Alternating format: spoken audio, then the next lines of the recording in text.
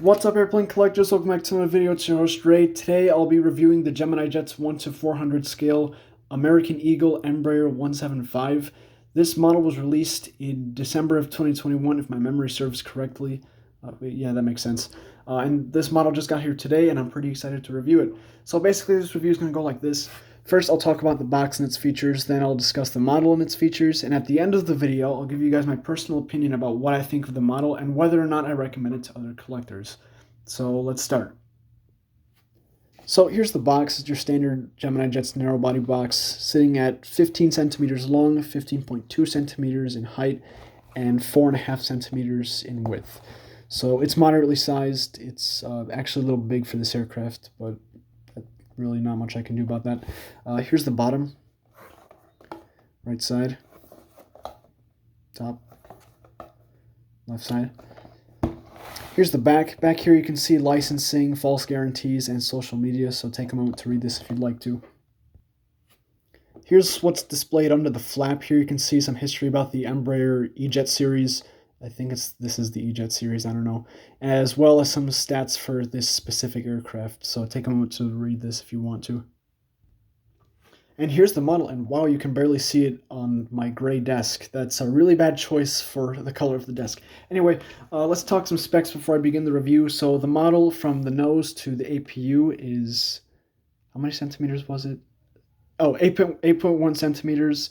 Wingspan is about 7 centimeters, and from the ground to the tip of the tail, it's 2.5 centimeters. So it's moderately sized, accurate to 1:400 scale.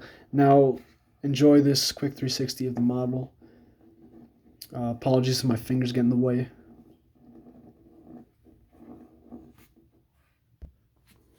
Now let's begin the review. So let's start with the front of the aircraft. And this is where probably the most of my dialogue is going to come from, if it's not the wings. Front of the aircraft looks okay in terms of printed detail, but the nose, from here you can't really see it, but here you can see the nose shape looks pretty whack. Well, not whack, but it's kind of not exactly accurate. That's a problem. Gemini Jets has had problems with this specific model for ages, so I honestly expected this, but the nose shape isn't the greatest. But let's move down the fuselage. You can see a lot of printed detail and the Envoy Air logo right here, so that's pretty nice. I actually flew on one of these in August of 2021 from Chicago O'Hare to Myrtle Beach, so having this model is pretty cool. And I'll tell you one thing: it was one hell of a roller coaster on the way down to Myrtle Beach, but we can discuss that another time.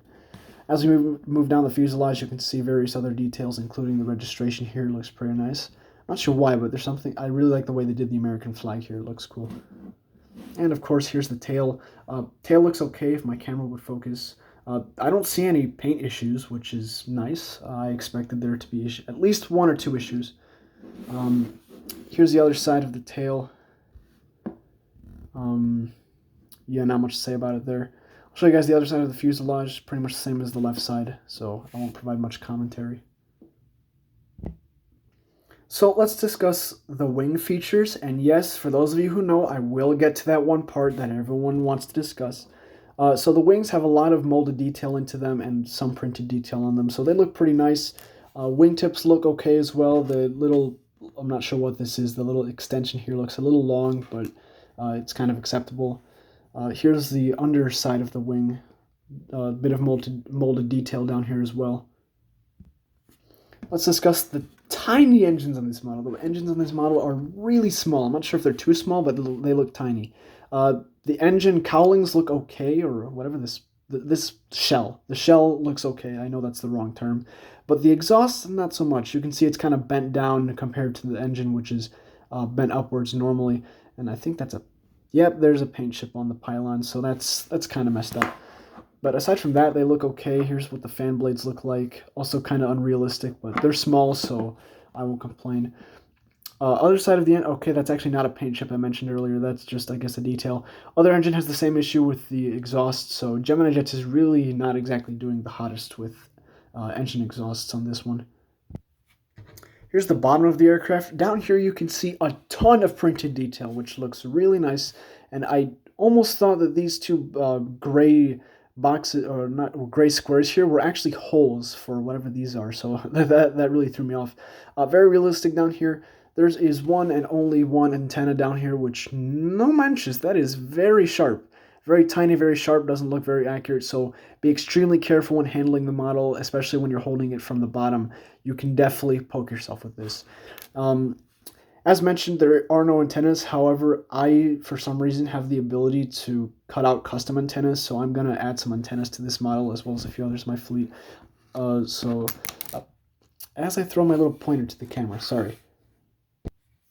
Let's discuss the landing gear. And by the way, if you hear my dog barking or my family talking, they always love doing that during my videos, even though I ask them nicely to stop. There she goes. Anyway, here's the gear. Gear looks okay. The main gear looks okay. It rolls, so that's the first. I honestly don't, as long as they roll, it's cool. Nose gear, though, as you can tell, it looks like it's made out of plastic. The wheels aren't the best quality. From the side, they look okay, but from the front, yikes, they're not the best. I'll just say that. I'm not really a fan of the gear. And even the wheel on the right side is angled towards the left, so it really isn't solid. It's not really good. I just realized I forgot to discuss the APU area. Oh my god, what is that? Okay, I think the nose shape, or the APU shape is all messed up. Not entirely. Oh yeah, the printing's all off for the APU. That's kind of funny. Forgot to mention the horizontal stabilizers. They look okay. Wing flex looks good. Now for my favorite part of the video, the main wing flex. Ouch, that looks terrible. Okay, so that's the main problem that Gemini Jets has had with their Embraer 175s and 1:400 scale, and they clearly haven't given really much of a crap about it, sorry for the language, because the United Embraer 175 that they released a while back, it had even worse wing flex. And this isn't as bad, but it's still pretty terrible. They're not supposed to be bent up this far, so that's pretty disappointing. They're not listening to collectors, but at this point, we've come to expect that. And besides, NG model will come to our aid one day, so we just have to wait patiently. So yeah, wing flex is pretty bad. And that concludes the video, or the review. I think I've mentioned everything I wanted to mention. The video is a lot shorter than my other ones, so I'm not complaining. I waste less of your time, so that's good. So basically, this model is pretty bad overall. If you want to get it, but it's got a lot of defects, and this thing has a chance of arriving broken or different problems. So overall, I don't recommend it to other collectors, but there's no other manufacturer, sadly, that make this model or make 1:400 scale Embraer 175s. So if you want this plane, you can get it. I'd advise getting the 1:200 version, which I also have a review for that on my channel if you want to see that. It's a much better model, but of course a different scale. So in general, I don't really recommend this model, but if you want to get it, get it. So that's really all I have to say.